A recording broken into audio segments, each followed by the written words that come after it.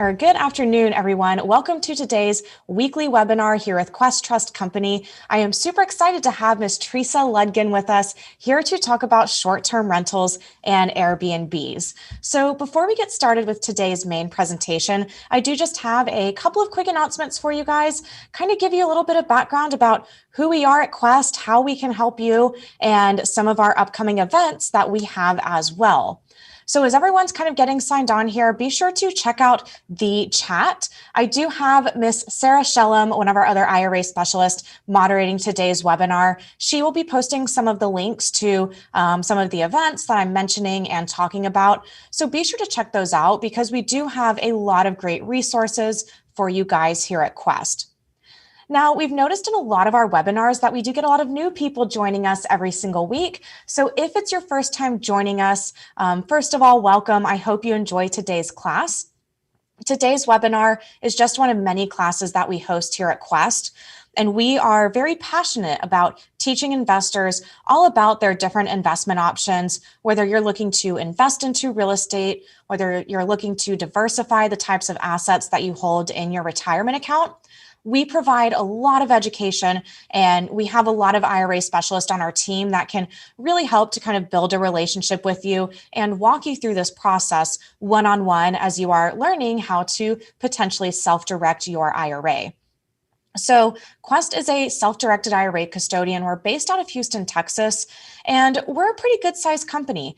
Physically, our offices are in Houston, Austin, and Dallas, but we do have clients all across the nation. We do operate in all 50 states, and we have about $2 billion in assets under management. And the reason why I like to mention that is because all of that $2 billion in assets under management is all privately held assets that our clients choose to hold in their IRA accounts. So at Quest, we don't hold stocks or mutual funds or any of the normal kind of publicly traded assets that most Americans hold in their retirement accounts. We think a little bit differently. So we teach our clients how to invest their IRAs into privately held assets.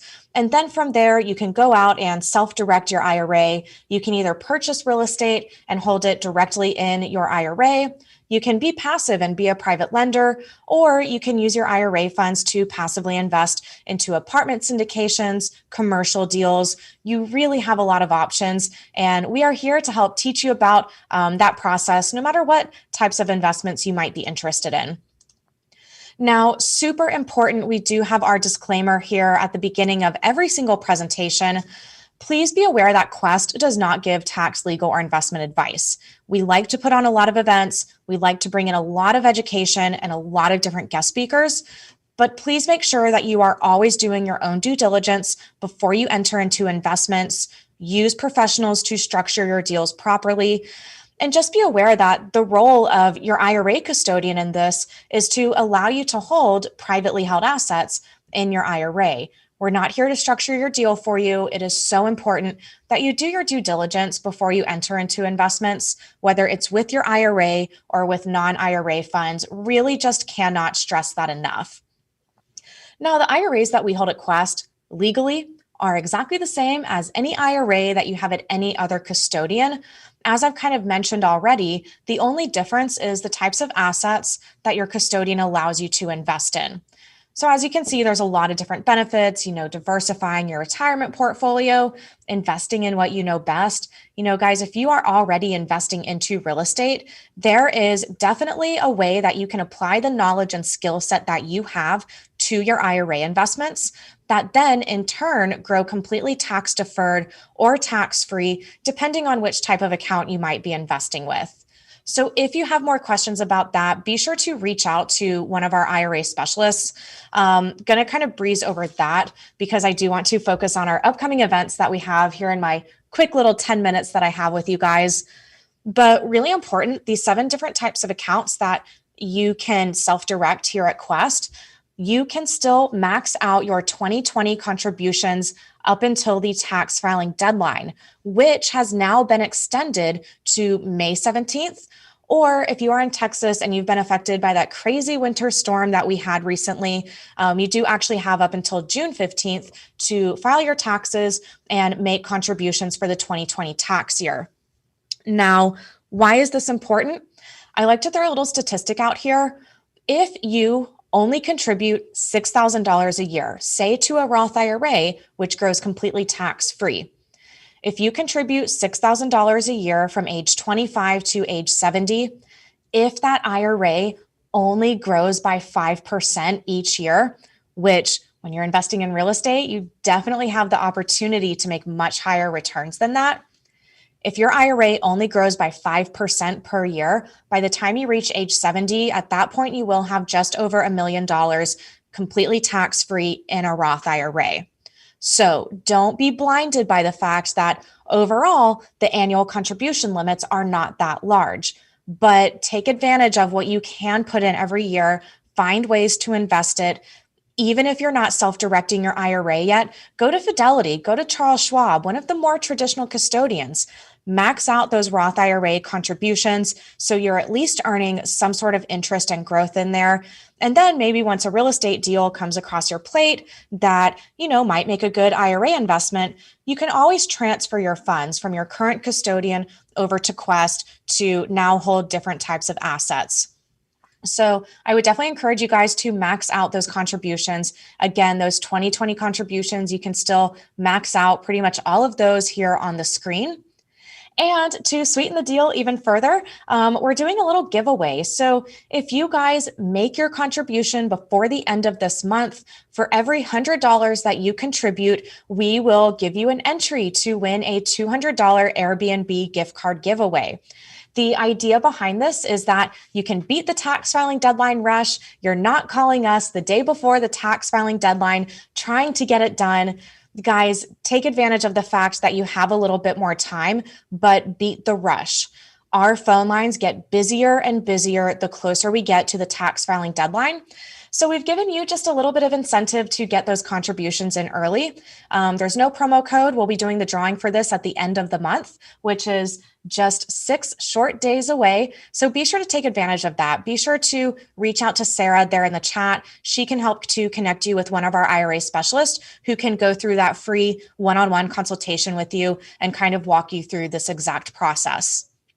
Now, as I was mentioning, this class is just one of many classes that we host here at Quest. We do weekly webinars. We do a really big series every Saturday. It's called Self-Directed IRA Saturdays. And we have a lot of information on our website and our YouTube channel. So I would definitely encourage you guys to go check out our YouTube. It's been a huge, fun project for us this year to grow this YouTube channel. You can find this class as well as every other class that we host recorded and archived on our YouTube channel, as well as several other shorter pre-recorded educational videos there. And I would definitely encourage you guys to check out our virtual networking happy hours. They are twice a month through Zoom. Everyone gets a chance to introduce themselves to the group. You can share your cameras. We all have a drink together. It's a lot of fun. And I actually personally host these myself. And it's created a really great network of anywhere from about 50 to 70 investors from across the US that are joining us for every happy hour. So the next happy hour is on Wednesday, April 7th at 6:30 p.m. Central Time. Now, my biggest kind of promotion or deal that I have for you guys today, this is actually the last day that we are offering this, but we have teamed up with our friends over at Think Realty to do a little bundle promotion for you guys. So Quest hosts a really big online self-directed IRA conference. That is called QuestCon Live, and it is on April 16th and 17th. It's a Friday, Saturday. It's completely online. The recording is available for that event as well. But this weekend, actually starting tomorrow, Think Realty is hosting their big conference and expo here in Houston, but it is also a hybrid event. So if you don't want to attend in person, or if you're not located in Houston, you can attend the full event completely online.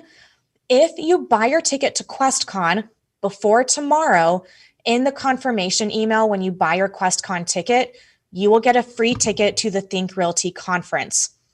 Both of these conferences have over 20 different guest speakers, and they are totally different from each other. So, you get 40 different speakers, 4 days of education for, I think, under $50. because not only do we have the bundle for you guys, but Sarah is putting in my discount link there in the chat for you. If you buy your QuestCon ticket through that link, you'll actually get 30% off. It'll automatically apply it for you, takes the ticket price down, super reasonable, and you'll get access to both events. Now, Think Realty, if you can't join this weekend, if you have your ticket, which you'll get the free ticket with your QuestCon purchase, you can watch the presentations at any time. You don't necessarily have to be live tuned in all day tomorrow and Saturday to catch that. But I hope you guys take advantage of that. Be sure to use that discount link. That does directly reflect back to my tracking link. So it helps everyone out. Be sure to use that. And, if you guys are watching this later, hopefully you caught this event because it'll be a good one. Now, we also do a referral program here at Quest. If you have friends, if you've had good experiences with Quest, be sure to share that with your peers and colleagues.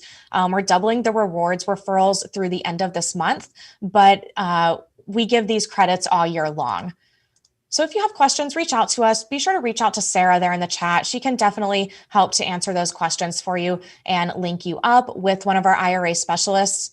But that is pretty much all that I have for my quick few announcements for you guys. Let's go ahead and get into the main presentation. I'm super excited to have with us today Tresa Lugten. Tresa works very closely actually with her 3 sons to educate real estate investors from all across the US. She also specializes in short-term rentals, and she's got a really awesome women's educational group that she hosts as well for investors pretty much all across the US. So Tresa, I'll kind of let you take it from here. If you guys have questions, be sure to put them in the Q&A box and I'll come back on at the end and we will get those answered for everyone. Tresa, super excited to have you here today. Thank you, Haley. It's so great to see you. It's always an honor. And yes, I have the Women's Real Estate Investors Network where I teach all kinds of real estate investing, wholesaling, flipping, all things, but short-term rentals are my personal favorite. I believe that we found a few secrets to help you to be extremely successful, and I am going to share those with you today. So I am going to share my screen here and start this presentation.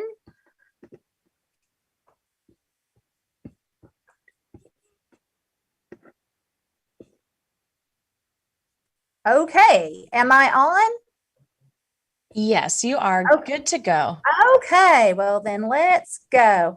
All right, well, I always like to start out sharing my favorite part of— sorry, Tresa, you're not in the PowerPoint presentation. We see the kind of slides along the side. Oh, okay. If you click present. Oh, no. Hold on just a second. There we go. There it is. Okay. So I always love to start out showing the 5 streams of wealth generation that short-term rentals can bring in. As far as I know, I don't know of any other investment strategy where you can gain all 5 streams of wealth generation at the same time. So I'm just going to fly through these and then we'll get on with the presentation. But of course, there's the monthly cash flow. And that is literally the income that you have after you collect the rent and pay out all of the expenses. So that is what I call now. I like to call short-term rentals now and later money. So the now money is the money that I collect every single month that I can spend. I can pay a car payment or whatever I want. That's my monthly cash flow. Appreciation is obviously the increase of the property's value over time. Loan, so that would be the second stream of wealth generation. Number 3, loan pay down. The process of reducing the amount owed on a loan over time by making payments toward that debt. So obviously every single month your loan is going down. And with appreciation, the increase of the property is going up. Plus you had that monthly cash flow. So then the tax benefits, all of the abilities to deduct certain expenses related to an investment property. You've got your property tax, property insurance, mortgage interest, management fees, any kind of property maintenance or repairs. All of those have great tax benefits. And then last but not least, and this is the one that's not talked about as often, is what we call equity grab. And that is the difference between the current value of the property and the money you owe on the property. So the smarter you buy and this investment property, the more equity grab that you are going to have. And that is the 5 streams of wealth generation. So let's jump in to short-term rentals. Again, now and later money. Now money is that monthly cash flow I collect every month. The later money is the money that I will make as the property appreciates and the mortgage owed is paid down. And I also like to call it legacy money. This is money that properties that I can leave to my children or grandchildren that will appreciate, hopefully, and leaving something for the next generation. Okay, what is a short-term rental? Obviously, it is in any kind of a furnished home, apartment, cabin, cottage, RV, any kind of a residential property that can be rented out for short periods of time. It's a great alternative to hotels. And what I am really seeing people being so creative, I've now seen a train car turned into a short-term rental. They have glamping, which are fancy tents. I mean, anything that you can think of. Container houses are being turned into short-term rentals. So anything that you can think of that would give people an experience versus just a couple of nights in a hotel is a great idea for a short-term rental. Here are a few examples of short-term rentals. And you will hear me throughout the training calling mine an Airbnb, but I think that's probably the most common, as well as VRBO. And then a few less common here in the States, Flipkey, Booking.com, HomeAway, Second Address. And I think that they're just adding new ones every day. But again, Airbnb and VRBO being the most popular. So here are the most important things to know if you are considering purchasing an investment property for a short-term rental. The first thing that you want to make sure is that the city or the county, or if there is an HOA, has not banned short-term rentals in that location. So that's always the first thing I want to do before I put time, energy, and especially money into a short-term rental. I want to make sure that it hasn't been banned.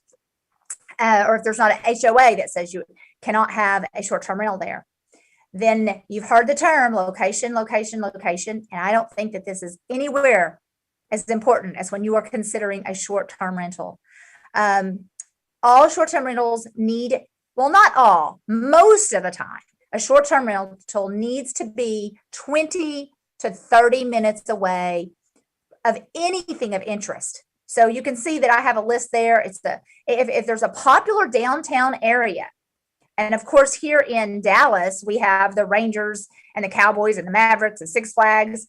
So if you are 20, 30 minutes of anything like that, any kind of body of water, whether it's the ocean, a lake, a river that will draw people, that people want to come and visit. So if it's a heavy tourist area, wineries, resorts, even a heavy entertainment business and or medical or hospital district, if there is a purpose that is or something that is drawing people to that area, then it is usually a very great location for a short-term rental. If you're out in the middle of nowhere, there's not anything to draw anyone to your area, then it would not make for a very lucrative short-term rental. So location is so important. And then another really important thing that I do is I want to make sure that it meets the 1% rule. That is, if you know anything about having traditional rentals, you always want to make sure that if you could rent it out traditionally, that you could get at least 1% of the value of the property. So again, if the value of the property is $150,000, you would want to be able to rent it out traditionally for $1,500 a month. Now you can make quite a bit more with short-term rentals, and I'm going to share those numbers with you. And if you don't know a lot about it, I think it's going to just be mind-boggling to you. However, I still like to stick to the 1% rule when I'm purchasing short-term rentals, because If there's ever a reason that I would need to take this off the market as a short-term rental and just use it as a traditional rental, maybe they do come in and ban them and I cannot be grandfathered in, and so I can no longer have it. Or maybe it just didn't work. Maybe it just didn't draw enough people in. It wasn't in the right location. Then I want to have a backup that I could at least make it a traditional rental. So I always try to go by the 1% rule. All right. So let's jump into the cost. What does it cost to have a short-term rental? Now, this is like the startup cost. And then I'm going to also share with you the monthly cost, but the startup cost when you're considering a short-term rental, obviously the purchase of the property. And then you have to think of any kind of repairs and or updates. After you purchase this house, obviously you're going to have to do any repairs, and you want it to be updated. You want it to be really cute. And I'm going to share some of those ideas with you in a little bit. So any of that, obviously you've got to think about that. And then completely furnishing this. When I say completely, it's almost like furnishing your own home, just minus the clothes. But I have learned that I can furnish an entire short-term rental somewhere between $5,000 and $10,000. Now, these are typical. Obviously, this does not include luxury short-term rentals, and you can go way above 10,000. But I have done it on a budget. I have students that I've helped them do this on a budget, and we have done it with $5,000 for all the furnishings, which would include all of your living room furniture, including lamps and decor, blankets, kitchen. And when I'm talking about kitchen, I mean complete with the pots, pans, serving dishes, utensils, everything that you can think of, from the can opener to the waffle iron, really needs to be in your kitchen. The better that you have this thing furnished out, the better your reviews, and reviews are what really make you money in this business. Obviously, you're going to have your dining room furniture, your bedroom furniture, including bedding and linens, bathroom linens, bath towels, washcloths, and outdoor furniture, including a grill, is so important. And you want to make sure that you even post the pictures of that, because a lot of people, when they're coming, they want to make sure that there is an outside space. And a lot of times they're coming in groups and they want to grill out. So I just think it's very important to always make sure you have that. So that was startup cost. Now let's look at monthly cost. I am a strong believer in having a property management company that will oversee your short-term rental, because it is a lot of work. I did not have this the first couple of years, and I will tell you, it will run you ragged, especially if you have multiple properties. So I personally use Evolve.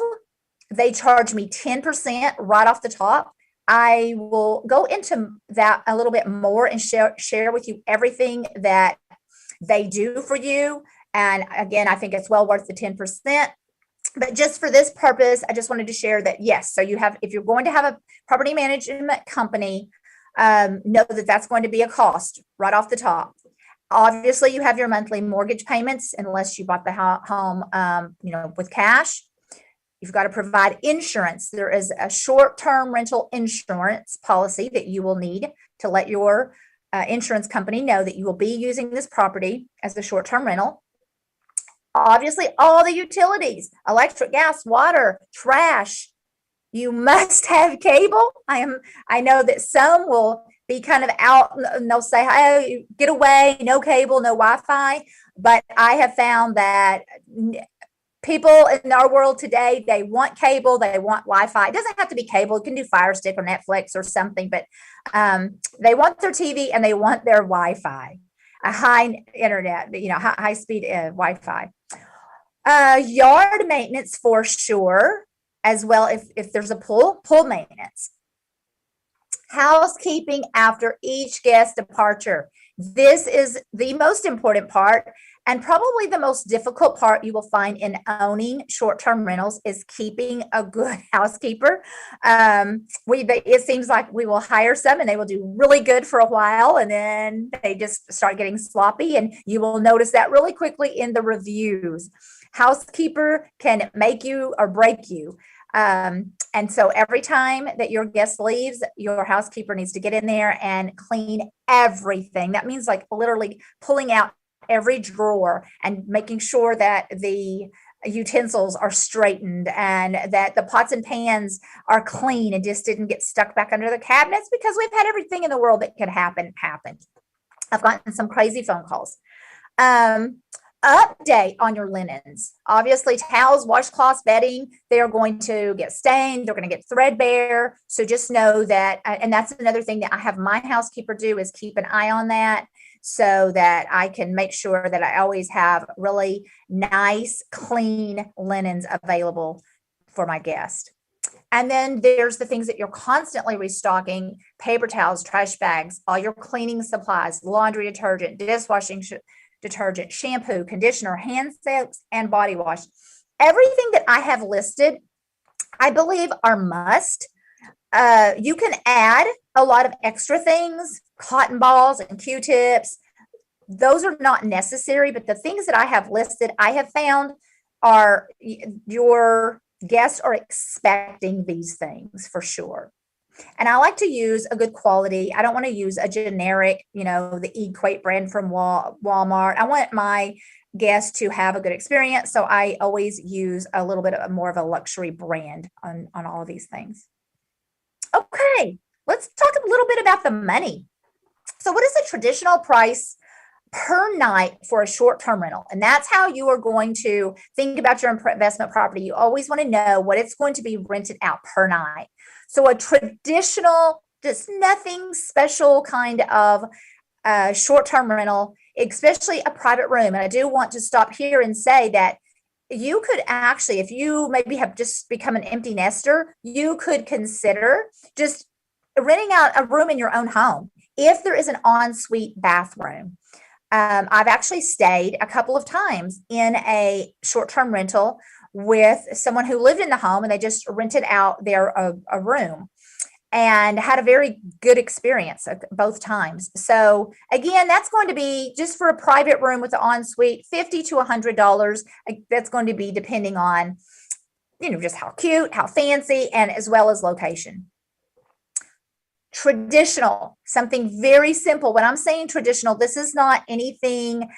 This is one of those things that you maybe spent $5,000 to furnish, $125 to $300 a night, and that could be an entire house. So it may be 1 bedroom, 2 bedroom, 3 bedroom, and then boutique, and that's what I specialize is in boutique short-term rentals.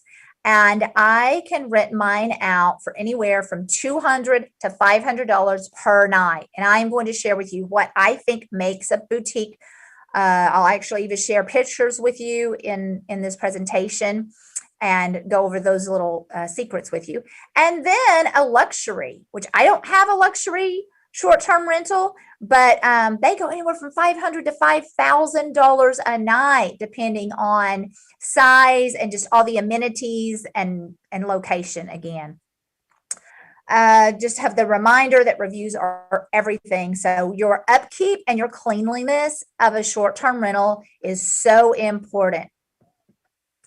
All right. So what was secret number 1 to having a very lucrative short-term rental? I've already mentioned secret number 1, and that's having a boutique short-term rental.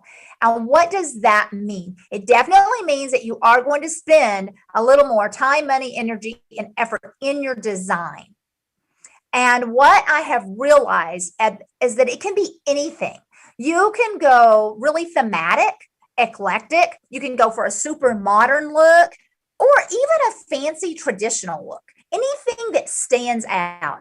Most people, when they are choosing a short-term rental, when they put their information in, obviously they put in the dates and then how many people will be staying. And then the next thing they do is it's going to bring up, and they're going to start looking at pictures. So pictures are so important.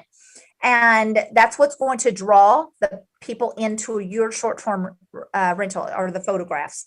So staging and like when I was in Nashville, I noticed that a lot of the short-term rentals, that's the number one place for short-term rentals. I actually stayed in a Dolly Parton. The whole house was decorated in Dolly Parton. I've seen some that were decorated in all country, stars, as well as a super cute one. And it was all designed with instruments, just country, guitars, electric guitars, fiddles, and all the things. So just, you can think outside the box. Anything that you can think of. Of course, in Orlando, there's lots of Mickey Mouse and Looney Tune designed short-term rentals. We have short-term rentals in Colorado, up in the mountains. So of course we did those as little cabins, and we did the whole cabin feel. So people love that kind of thing. Anything to give them a little bit of an extra experience versus just a regular stay. And again, I'll show you pictures, but I do not do thematic, but I definitely love to use bright colors and some unique backslash. I am crazy about fancy lighting. Lighting is like my favorite thing to choose whenever I'm doing any kind of decorating, where I'm flipping or short-term rentals or anything. But colorful rugs, decor, and accessories, just to give it that fun and comfy feel. I also believe in being super smart whenever I shop. So whenever I am ready, I still love to, I call it outfit my short-term rental. As soon as I get it all set up, I love to go shopping. And these are my favorite things that I can share with you. I get my linens from Target. They have some really good linens at a very good price. I go all white on my linen so that everything can be bleached. But I buy a lot of decor at Home Goods, at home, Nebraska Furniture Mart, IKEA, and even consignment stores. And when I'm thinking about furniture, I always like to keep in mind that, especially if I'm going middle of the road, I don't have a luxury, but I also don't have like the cheapest short-term rentals. So my furniture needs to fit that. A lot of people are going to be coming into my short-term rental. A lot of people are going to be, sitting on my furniture. So I don't want cheap furniture that I'm constantly replacing.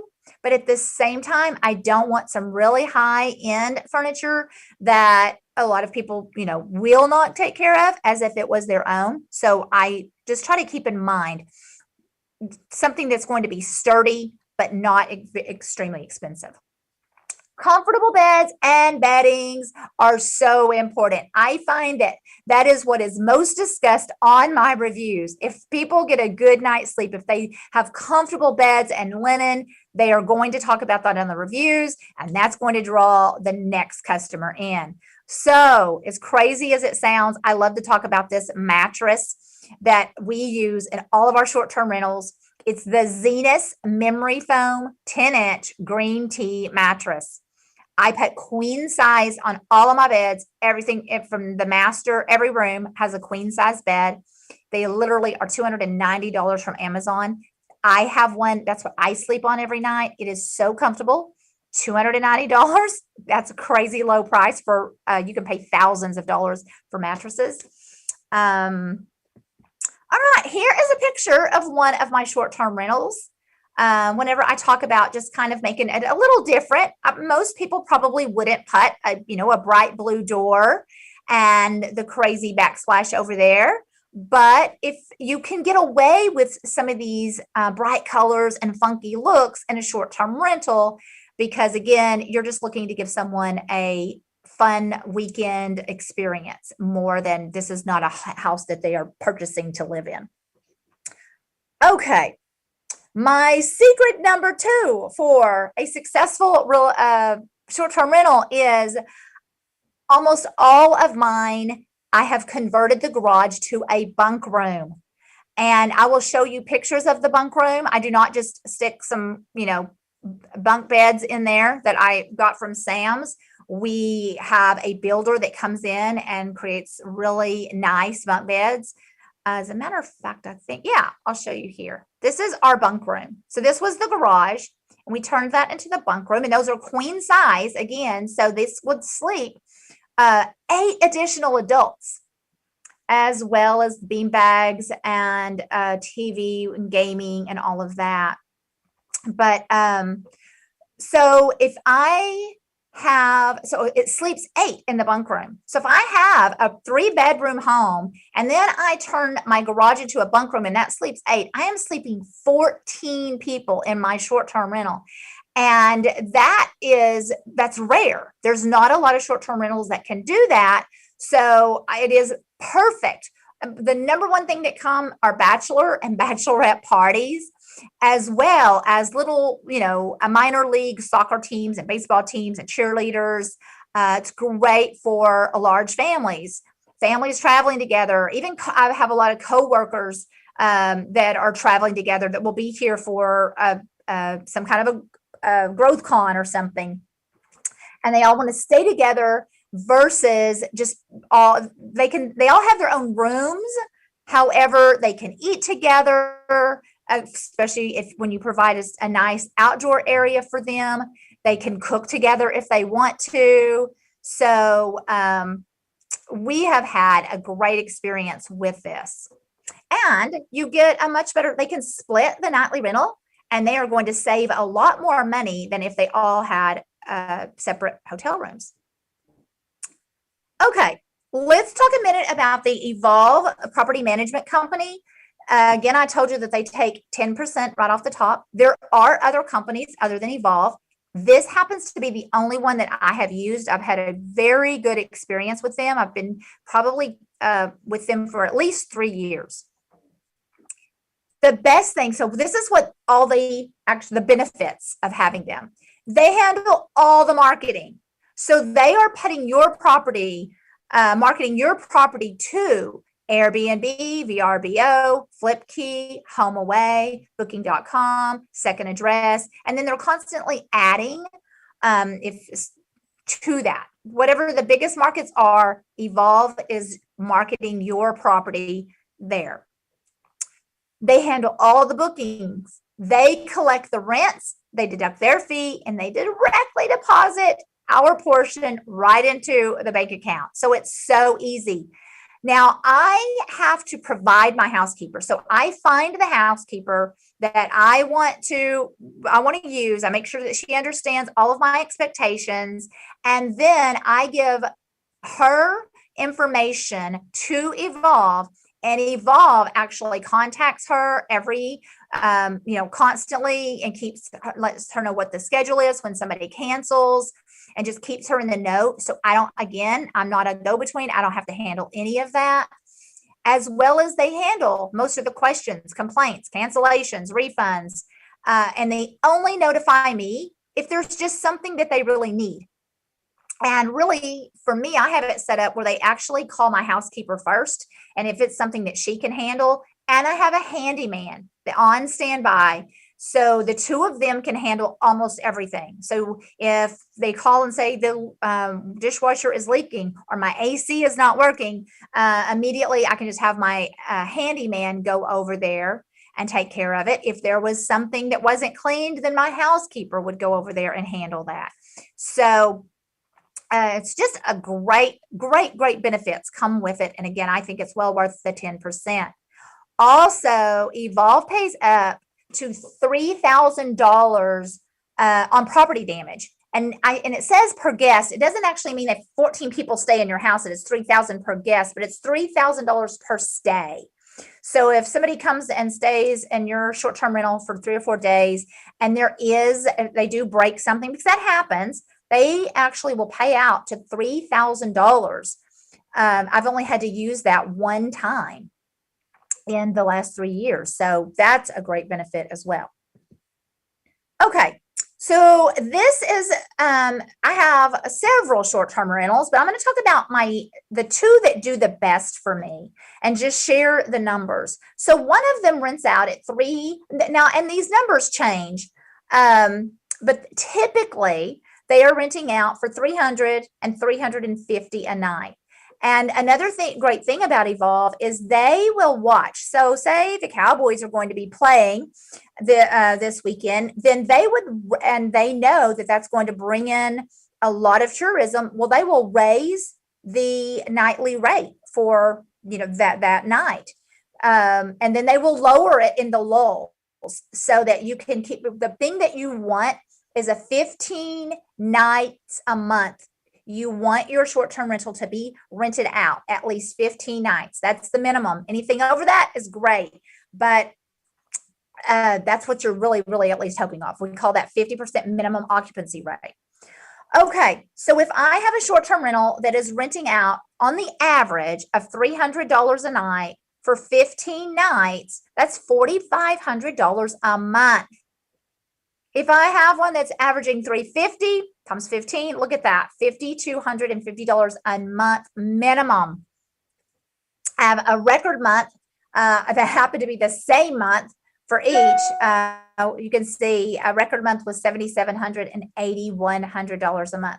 Now that was obviously not my cash flow. That's not, I didn't bring in that money because I'm not counting any expenses. So remember, all those expenses that I shared would come out of that.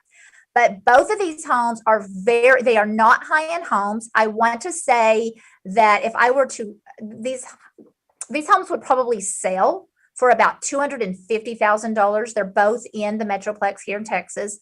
And I could probably sell them for somewhere between $200,000 and $300,000. Right now, it's a crazy market. I might even get $350,000 for one of them. But again, so they're not high-end homes, but I still do that extra work to give it that boutique feel. But again, traditionally, one of them would rent out for about $1,550 and the other one $1,750. So you can see the difference of how much more you can bring in, what kind of a cash flow between a traditional rental versus a short-term rental. I have a note to mention rental arbitrage. I'm not going to talk much about it. I just want to mention that you can actually have a short-term rental and not even own the property.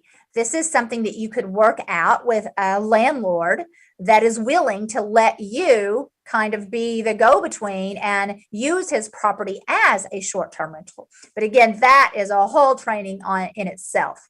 I just want you to know it's available. Okay, so this is the before picture of one of my favorite short-term rentals. I mean, it's done really, really well for me. And this is the before. This is the after. So we didn't do a lot. If you really think, of course, we just cleaned it up, painted, put in a bright door. I love cedar. You'll see a lot of cedar on mine. This is the before kitchen. This is after. Lighting, backsplash, just simple things. This is before at the other side of the kitchen. This is, again, the barn door just adds a little bit of effect there. Again, bright colors, some nice art. This is kind of what I love. This makes this the more boutique feel. Again, you don't have to go for this style to make it boutique. You can do your own thing. Just be creative. I just think I mean, I know for sure that with a boutique, with something special, you can bring in so much more money than just having like a traditional plain house. Before, after, I will speed through these. I just want to show you that I didn't spend a lot of money, but I just did some different things.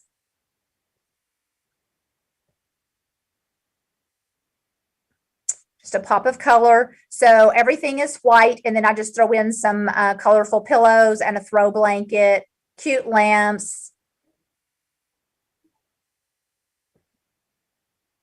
This is, the bunk room. This is a different one. This is the before, this is after.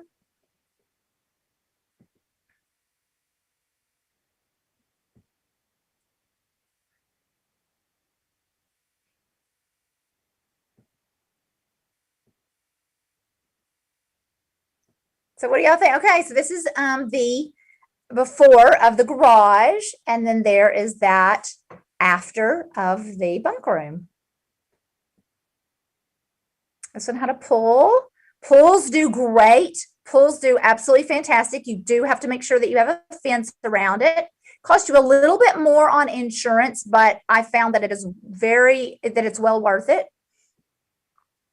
And this window that you see over that bar actually opens up, and the other side is the kitchen, so you can serve, and we have bar stools there now. And again, that's why I call it my now and later money.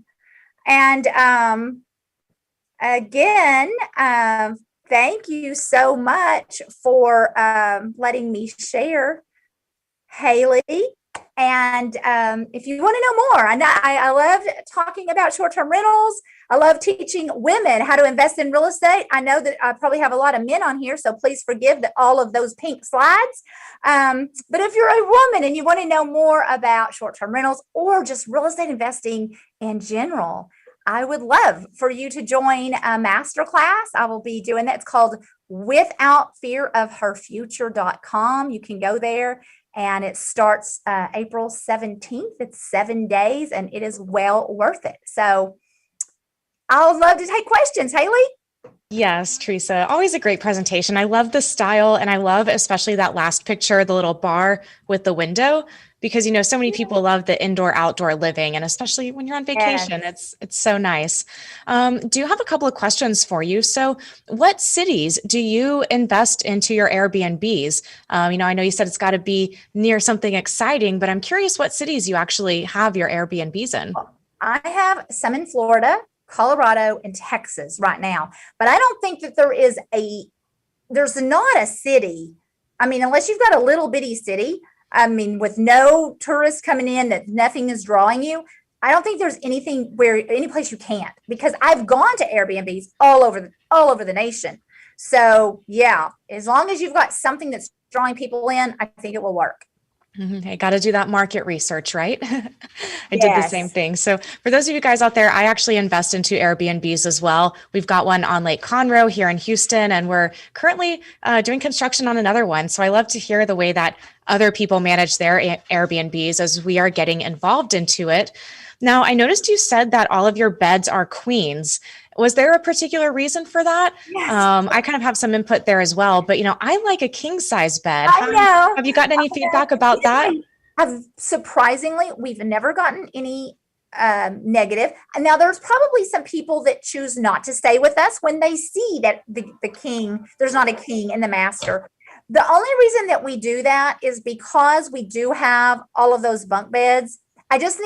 It makes it easier for my housekeeper she's not looking and trying to match which sheets go on the king and which one goes on the twin. So we just have chosen to go with queen all the way across. Yeah, and that's exactly the point that I was going to bring up, because the house that we turned into an Airbnb was actually an inherited house. So we had a whole bunch of mismatched furniture, things like that. But we actually got rid of a few mattresses to trade them out for queens. So everything was the same size, which isn't something you really think about until someone actually brings it to your attention, know? Mm-hmm. I also have a question. How do you handle your house rules? And I know you obviously have a management company that handles a lot of this for you, but do you have specific house rules in place? Have you ever had issues with having to kick out guests if they didn't follow them? Tell me a little bit about that. We definitely have house rules, and that's another great thing when you list your house, whether it's with just Airbnb or going through a company like Evolve. They are going to list your rules. You get to choose any rules that you want. You list them. And then we also have a book. When they walk through the door, there is a notebook, and you've got all the nearest restaurants and grocery stores, and then you list your rules as well. But now we do not have pets in ours. But again, some people love to allow pets. We obviously no smoking, and then we tell them also what to do. Just throw your linen, take your linen off the bed, throw it in the floor, start the dishwasher, and 50% of the people will obey the rules. And the other 50%, I don't think they ever looked at the rules, but, we've never had to kick anybody out while they were there because most of the time you really don't know the damage that they've done until they're gone. Um, and again, I've only had one incident where we really had to use, I mean, they probably did about $6,000 worth of damage. Other than that, it's small things that I mean, they break glasses. That I told you, several bachelorettes and bachelor parties, so those probably get a little wild.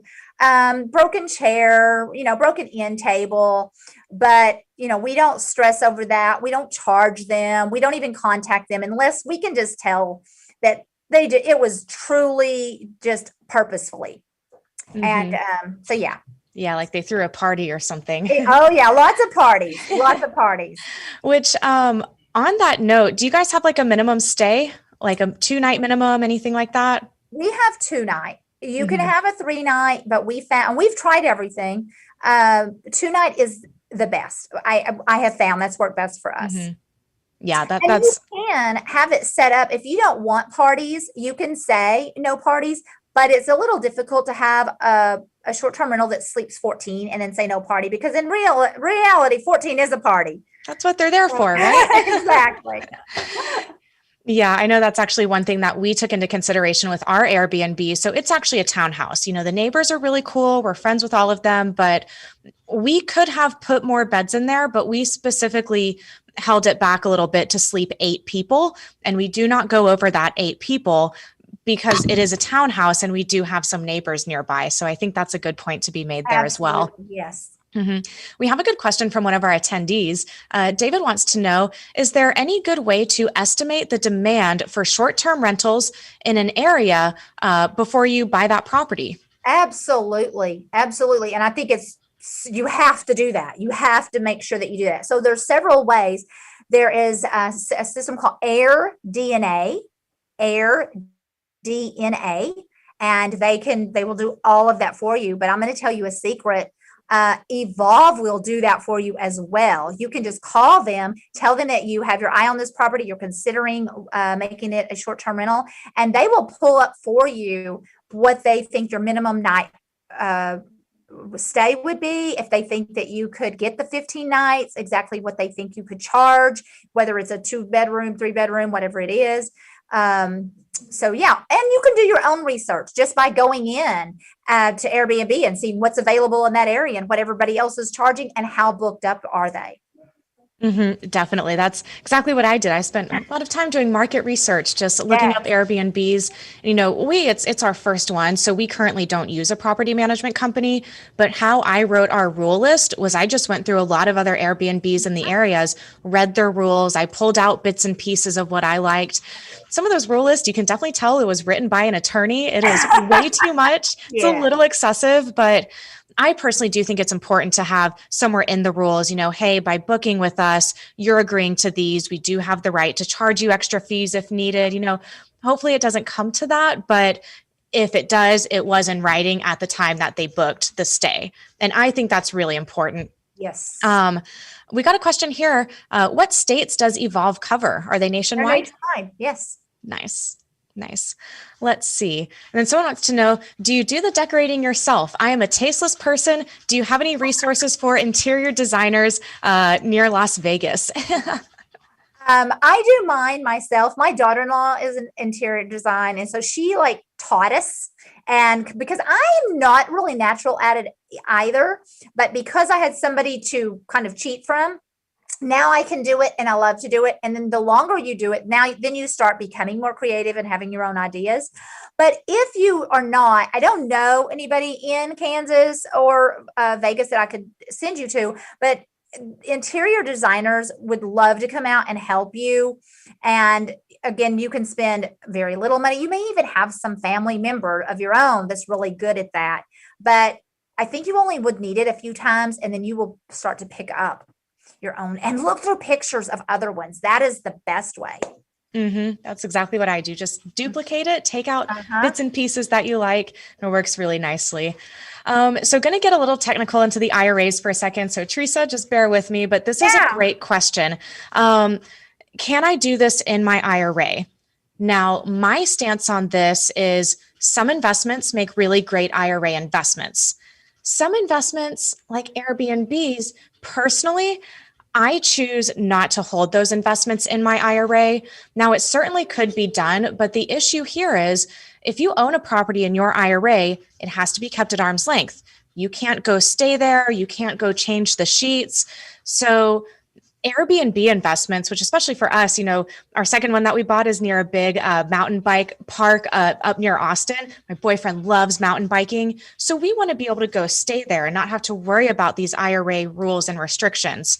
Now, we use our IRAs to be private lenders.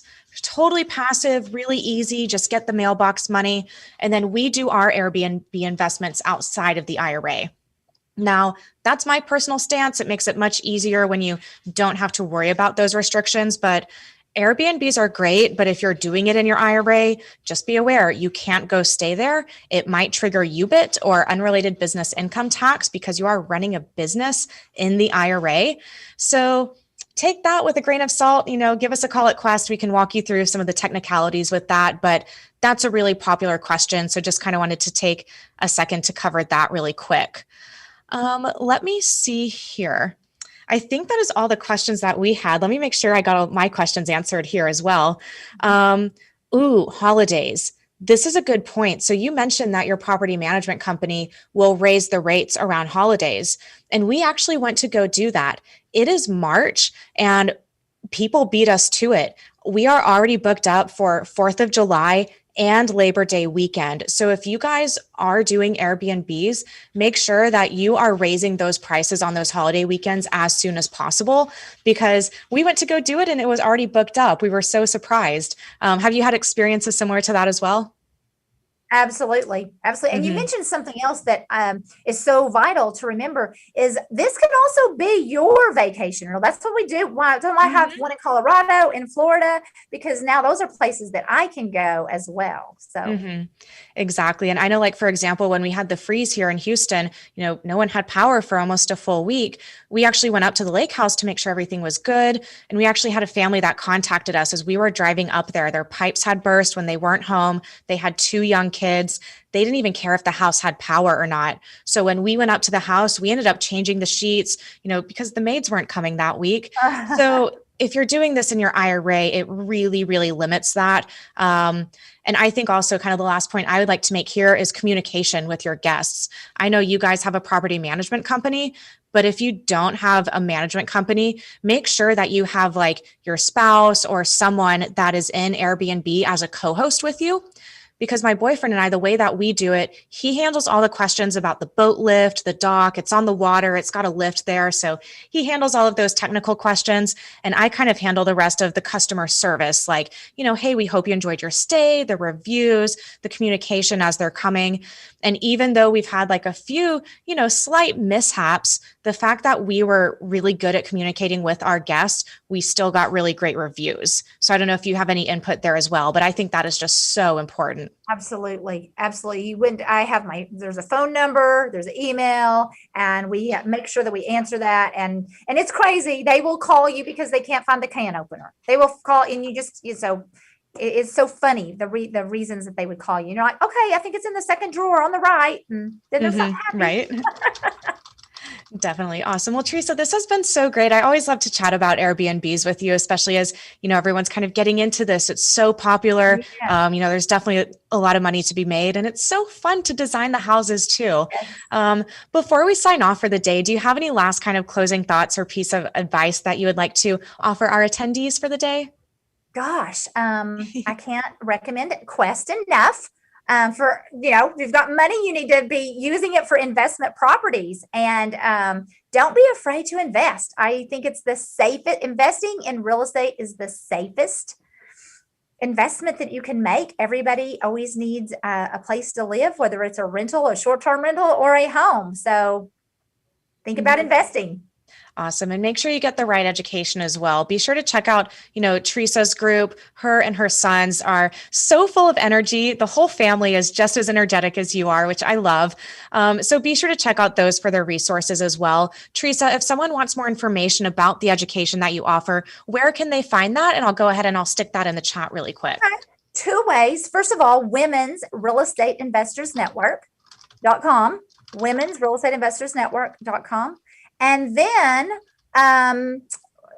Without Fear of Her Future.com, Without Fear of Her Future.com. And that is where you can I'm doing nationwide teaching, women only, 7 days in a row. It's motivational, it's mindset, and it is all the strategies that are working right now in this season. So I'd love to have you. Yes. And guys, I've been to those events. They're so full of energy. It really creates a great network. So be sure to check out those resources. Tresa, it's been so great to have you here today. I hope you all out there have a fantastic day and a great weekend. And I'm sure I'll probably see you soon in another one of our webinars. All right. See ya. Awesome. Bye, everyone.